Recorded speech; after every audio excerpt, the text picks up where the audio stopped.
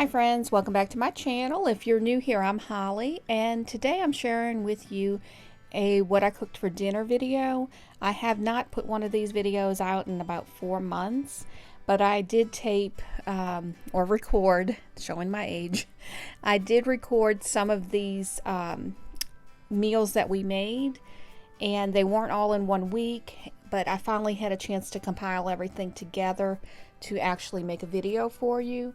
And this particular night, we had ribeye steaks, and my husband likes to season them with the Worcestershire sauce, and he likes that. And he also takes the steaks out ahead of time to let them come to room temperature to get some of the coolness out. And he'll season it with some garlic powder, a little bit of salt, and that salt actually helps the moisture in the steaks so they're not dry, and it keeps it really juicy. And it looks like a lot, but it really isn't. They don't taste salty or anything. And some pepper that he puts on it, but he likes to season it like this, and that's pretty much all that we usually put on it.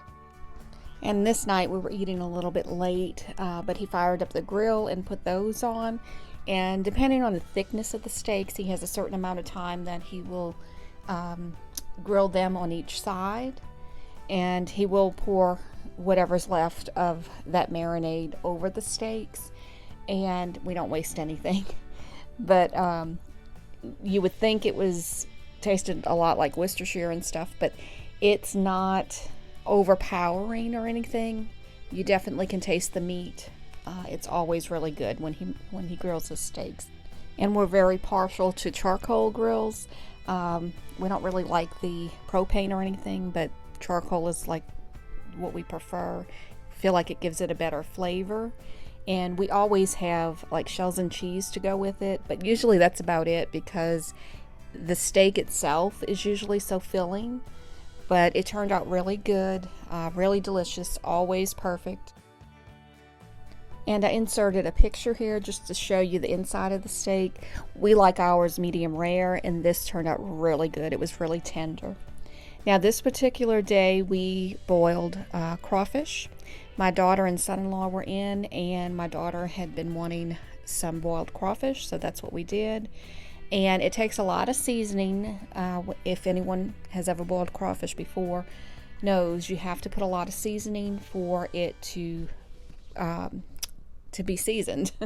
But you put onions and celery, garlic cloves, some lemon juice, lemons, whole lemons, you just cut them up. Same with the onions. And he's putting that lemon juice in there. And when he puts the lemons in, he squeezes the lemon juice into it also. And he's putting the liquid crab oil, that's a concentrated crab oil, into that. Then he will add some salt, and that salt needs to be not iodized salt, because the crawfish already has iodine in it, so you don't want to add more to that. It's not healthy for you, even though all the salt is not healthy for you.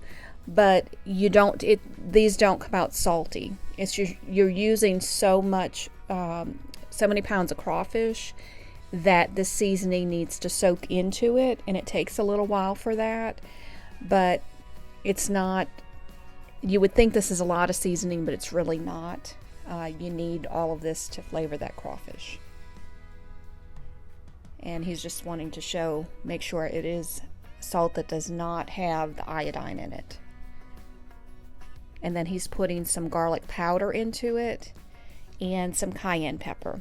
And he didn't put as much as we would normally put, but they did have a little bit of spice to it, but not overly spicy. They weren't too hot to eat, because I like to enjoy it. I don't like to have it too much with a lot of heat.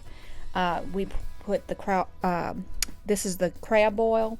These are little bags that have seasoning in them, and I think we put about 6 of those into the pot, along with, like I said, the cayenne pepper.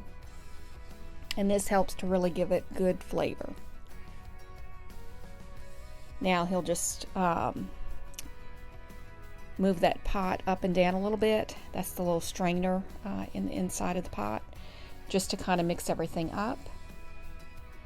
Now, he puts the potatoes in, and we leave them whole. Those are little tiny potatoes, so we kind of just leave them whole.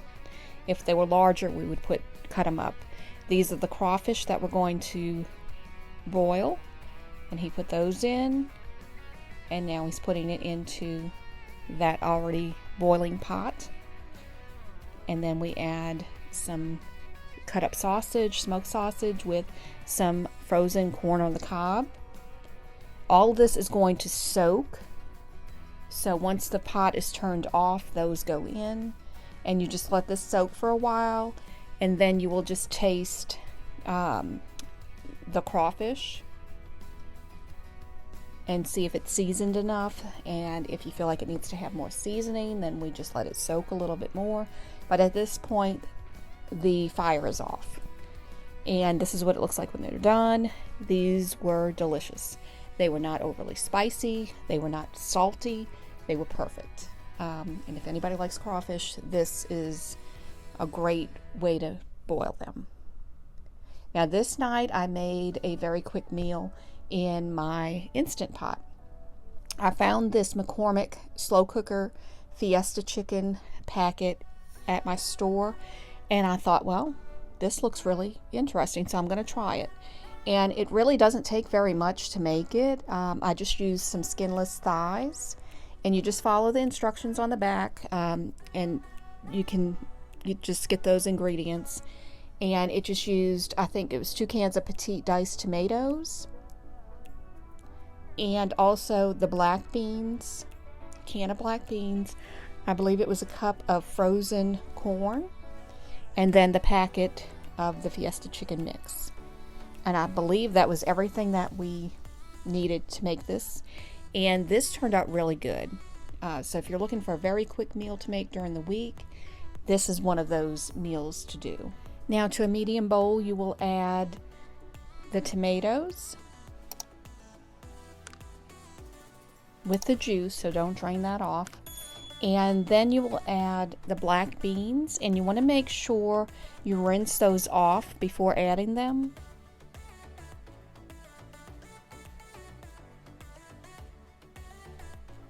Now add the corn, and I think you could add fresh corn if you wanted, or canned corn. That would be up to you. I had frozen corn, and I believe that's what it called for.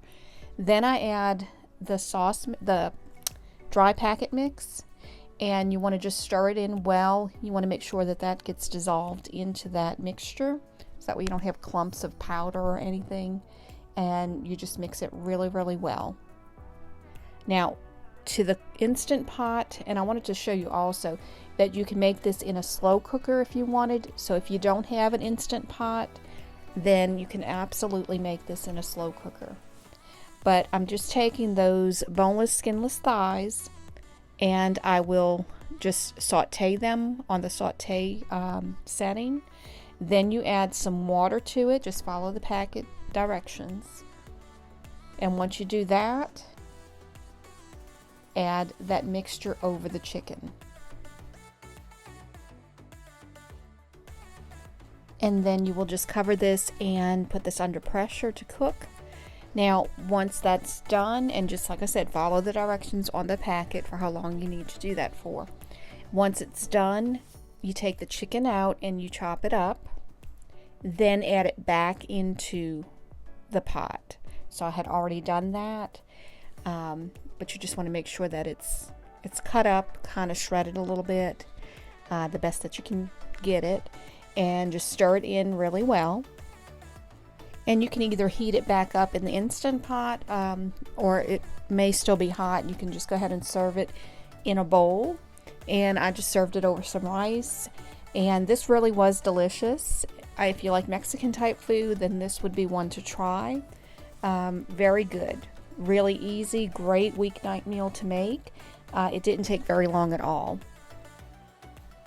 Now, homemade gumbo from scratch is great, but when you're in a pinch and you want just to have some gumbo, this Louisiana brand is really good to make. And you can get this at Walmart, or I'm sure you can order it online if it's not available in your stores. But it's very easy. I love to make this one because it's really quick. And I just use my Instant Pot to cook the chicken that I put into it, because I make a chicken and sausage gumbo. But I use about 6 chicken thighs, and I will pressure cook that. Once it's cooked, I will take the skin off and then just chop it up into little pieces to put into the gumbo.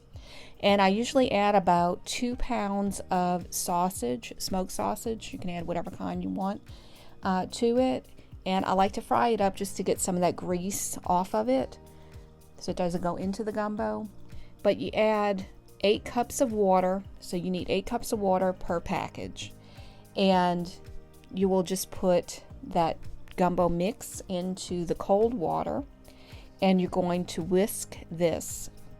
The longer that you cook this base, the richer the color will get. So it will get to a darker brown, which I like. I like it to be a little bit darker, not to be a light roux. I like it to be a darker roux. I find it has more flavor that way. So just continue to whisk it until you get to that desired consistency. But you also want to whisk it to make sure that that flour gets cooked in, so you don't have any flour taste to this. I also add a little bit of okra. I had some frozen okra in the freezer, so I just added what I had left. Added that to it. That actually helps to thicken the roux and everything.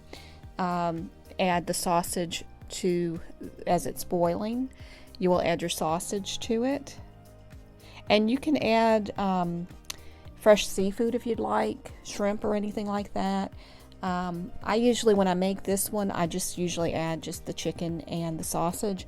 If I happen to have some shrimp in the freezer, I will add a little bit of that to it as well.